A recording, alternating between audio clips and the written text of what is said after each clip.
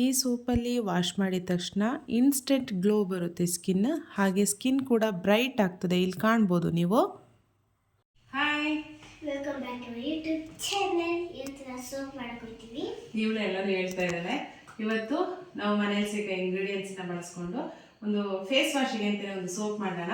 ಈ ಸೋಪನ್ನ ನಾವು ಯೂಸ್ ಮಾಡ್ತಾ ಬಂದರೆ ನಮ್ಮ ಸ್ಕಿನ್ ತುಂಬ ಬ್ರೈಟ್ ಆಗ್ತದೆ.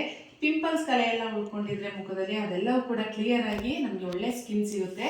ಹಾಗಾಗಿ ಇದನ್ನು ನಾವು ಮನೆಯಲ್ಲೇ ಸಿಗೋ ವಸ್ತುಗಳನ್ನು ಉಪಯೋಗಿಸ್ಕೊಂಡು, ಅಂದರೆ ನಾನು ತುಳಸಿ ಬಳಸ್ತಾ ಇದ್ದೀನಿ, neem, rice flour, turmeric, coconut oil, ಇವೆಲ್ಲವೂ ಕೂಡ ಎಲ್ಲರ ಮನೆಯಲ್ಲಿ ಇರೋಂಥ ವಸ್ತುಗಳು. ಇದನ್ನು ಬಳಸ್ಕೊಂಡು ಇದೆಲ್ಲವನ್ನ ಬಳಸ್ಕೊಂಡು ನಾವು ಸೋಪನ್ನು ಮಾಡೋಣ. ಈ ಸೋಪಿಗೆ ನಾವು ಈ ಸೋಪ್ ಬೇಸ್ ಅನ್ಕೊಂಡು ಒಂದನ್ನು ಎಕ್ಸ್ಟ್ರಾ ಬಳಸ್ತೀವಿ. ಇದು ಆನ್ಲೈನಲ್ಲೆಲ್ಲ ಸಿಗುತ್ತೆ.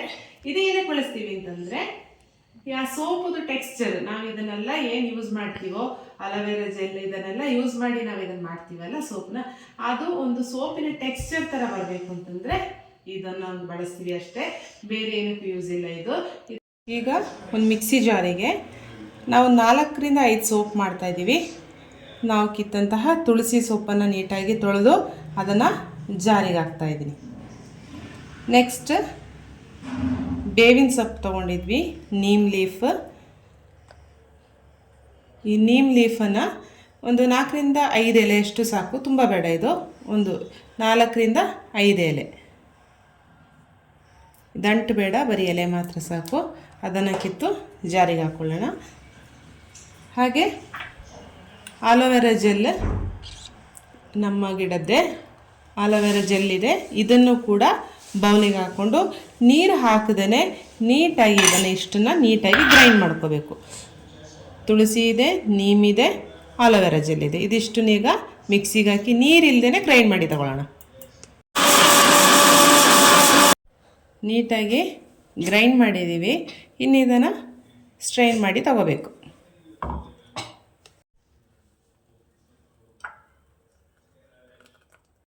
ಇದೀಗ ನೀಟಾಗಿ ಸೋಸಿ ಇಟ್ಕೊಂಡಿದ್ದೀವಿ. ಇದರೊಳಗಡೆಗೆ ನಾವು ಅಕ್ಕಿ ಹಿಟ್ಟನ್ನು 1 ಸ್ಪೂನಷ್ಟು ಹಾಕೋಬೇಕು. ಹಾಗೆ ಅರಿಶಿನ ಪುಡಿ, ಇದು ನಾವು ಮೈಗೆ ಹಾಕ್ಕೊಳ್ಳಿಕ್ಕೆ ಅಂತ ಬಳಸೋ ಅರಿಶಿನ ತಾನೇ ಇರುತ್ತೆ ನೋಡಿ. ಕಸ್ತೂರಿ ಅರಿಶಿನ ಅಂತ ಸಿಗುತ್ತೆ ನಿಮಗೆ ಮಾರ್ಕೆಟಲ್ಲಿ. ಇದು ಕೂಡ ನಮ್ಮ ಮನೇಲಿ ಬೆಳೆದಿರೋಂಥ ಅರಿಶಿನದ್ದು ಒಣಗಿಸಿ ಪುಡಿ ಮಾಡಿ ಇಟ್ಕೊಂಡಿರೋದು. ಇದು ಕೂಡ 1ರಿಂದ 1.5 ಸ್ಪೂನಷ್ಟು ಹಾಕ್ಕೊಳ್ಳಿ. ಈ ಅರಿಶಿನ ಇಲ್ಲ ಅಂತಂದರೆ ಮಾಮೂಲಿ ನಾವು ಸಾಂಬಾರಿಗೆಲ್ಲ ಬಳಸೋ ಅರಿಶಿನ ಆದರೂ ಕೂಡ ಇದಕ್ಕೆ ಬಳಸ್ಕೋಬೋದು. ಇದು ನೋಡಿ, ಕಲರ್ ಕೂಡ ಸ್ವಲ್ಪ ಚೇಂಜ್ ಆಗಿರುತ್ತೆ. ಇದನ್ನು ಕೂಡ ಆ್ಯಡ್ ಮಾಡ್ಕೊಳ್ಳೋದು. ಇದರೊಳಗಡೆಗೆ ಒಂದು ಅರ್ಧ ಸ್ಪೂನಷ್ಟು ಕೋಕೋನಟ್ ಆಯಿಲನ್ನು ಮಿಕ್ಸ್ ಮಾಡ್ಕೋಬೇಕು. ಇದನ್ನು ಈಗ ನೀಟಾಗಿ ಗಂಟಿಲ್ದೇ ಮಿಕ್ಸ್ ಮಾಡಿ ಇಟ್ಕೋಬೇಕು ನಾವು. ಇದನ್ನು ಈಗ ನಾವೆಲ್ಲವನ್ನು ಮಿಕ್ಸ್ ಮಾಡಿ ಇಟ್ಟಂತಹ ಇದನ್ನು ನೀಟಾಗಿ ಮಿಕ್ಸ್ ಮಾಡ್ಕೊಂಡಿದ್ದೀವಿ. ಇದಕ್ಕೆ ನಾವು ಕೋಕೋನಟ್ ಆಯಿಲ್ನ ಆ್ಯಡ್ ಮಾಡೋದ್ರಿಂದ ನಮ್ಮ ಸ್ಕಿನ್ ಡ್ರೈ ಆಗೋದಿಲ್ಲ. ಫೇಸ್ ವಾಶ್ ಆದಮೇಲೂ ಕೂಡ ಡ್ರೈ ಆಗೋದಿಲ್ಲ, ಚೆನ್ನಾಗಿರ್ತದೆ. ರೆಗ್ಯುಲರಾಗಿ ಯೂಸ್ ಮಾಡಿ ಮುಖದಲ್ಲಿ ಏನೇ ಕಲೆ ಇದ್ದರೂ ಕೂಡ ಕಡಿಮೆ ಆಗ್ತಾ ಬಂದು ಕ್ರಮೇಣ ಇದಕ್ಕೆ ಸಂಪೂರ್ಣವಾಗಿ ಕಲೆಯೆಲ್ಲ ಮಾಯ ಆಗ್ತದೆ. ನೀವು ಟ್ರೈ ಮಾಡಿ ನೋಡಿ. ಈ ಥರ ನೀಟಾಗಿ ಮಿಕ್ಸ್ ಮಾಡಿ ಇಟ್ಕೊಳ್ಳಿ. ಒಂದು ಪಾತ್ರೆಗೆ ಈ ಥರ ನೀರನ್ನು ಕಾಯಲಿಕ್ಕೆ ಇಡಿ.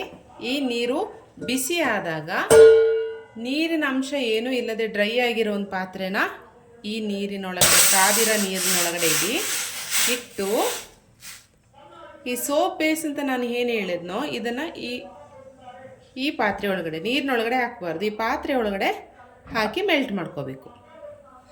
ಈಗ ನಾವು ಹಾಕಿರೋ ಸೋಪ್ ಬೇಸ್ ಮೆಲ್ಟ್ ಆಗ್ತಾಯಿದೆ.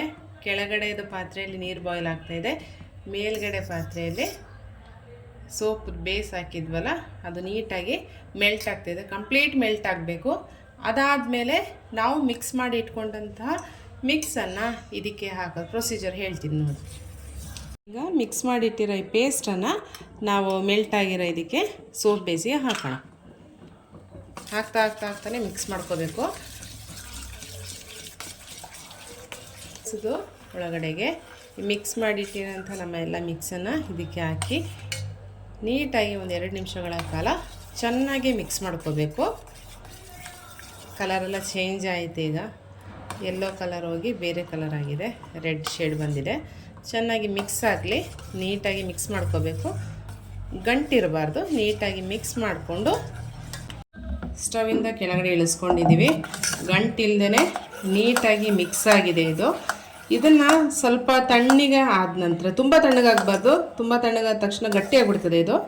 ಸ್ವಲ್ಪ ಇದು ತಣ್ಣಗಾದ ತಕ್ಷಣ ನಾವು ಇಲ್ಲಿ ಸೋಪ್ ಮೌಲ್ಡ್ ಅಂತ ಸಿಗುತ್ತೆ.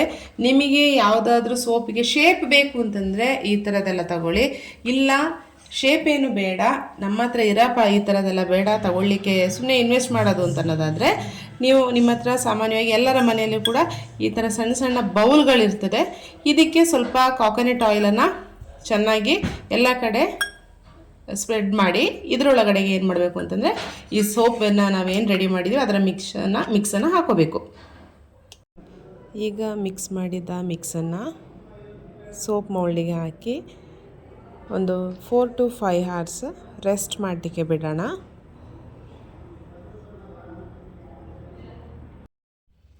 ಫೈನಲಿ ಸೋಪ್ ರೆಡಿಯಾಗಿದೆ. ಇದು ನಾನು ಜಸ್ಟ್ 2 hours ಇಟ್ಟಿದ್ದೆ ಅಷ್ಟೇ. ಸೋಪ್ ರೆಡಿಯಾಗಿದೆ, ನಿಮ್ಗೆ ಕಾಣಿಸ್ತಾ ಇರ್ಬೋದು. ಗಟ್ಟಿಯಾಗಿ ನಾರ್ಮಲ್ ಸೋಪ್ ಥರನೇ ಆಗಿದೆ. ಈಗ ಒಂದನ್ನು ತೆಗೆದು ನೋಡೋಣ ಹೇಗಾಗುತ್ತೆ ಅಂತ. ಎತ್ತಿದ್ರೆ ಸಾಕು, ನೀಟಾಗಿ ಬಂದುಬಿಡ್ತದೆ. ಕಾಣಿಸ್ತಾ ಇದೆಯಲ್ಲ, ಹಾರ್ಟ್ ಶೇಪ್. ನಿಮ್ಗೆ ಈ ಥರ ಡಿಫ್ರೆಂಟ್ ಶೇಪ್ ಬೇಕು ಅಂತಂದರೆ ಮಾತ್ರ ಈ ಥರ ಯೂಸ್ ಮಾಡಿ. ಇಲ್ಲ ಸ್ಟೀಲ್ ಬೌಲಿಗೆ ಹಾಕಿದ್ರು ಕೂಡ ಆಗ್ತದೆ. ಗಟ್ಟಿಯಾಗಿ ನೀಟಾಗಿ ಬಂದಿದೆ. ನೆಕ್ಸ್ಟ್ ಸ್ಕ್ವೇರ್ ಶೇಪ್, ಇದು ಕೂಡ ಗಟ್ಟಿಯಾಗಿ ಬಂದಿದೆ. ನಾರ್ಮಲ್ ಸೋಪ್ ಹೇಗಿರುತ್ತೋ ಅದೇ ಥರ ಇರ್ತದೆ. ಯಾವುದೇ ಕೆಮಿಕಲ್ ಇರೋದಿಲ್ಲ, ಏನೂ ಇರೋದಿಲ್ಲ. ತುಂಬ ಚೆನ್ನಾಗಿರುತ್ತೆ. ಎಲ್ಲರೂ ಕೂಡ ಮನೇಲಿರುವ ಐಟಮ್ಸ್ನ ಬಳಸ್ಕೊಂಡು ಈ ಥರದೊಂದು ಸೋಪನ್ನು ಟ್ರೈ ಮಾಡಿ ನೋಡಿ. ಎಷ್ಟು ಕ್ಯೂಟ್ ಆಗಿದೆ ನೋಡಿ. ನಾವು ಶಾಪಿಂಗ್ ತೊಗೊಂಡ್ರು ಕೂಡ ನಮಗೆ ಬೇಕಾಗಿರೋ ಶೇಪಿಗೆ ಸಿಗಲ್ಲ.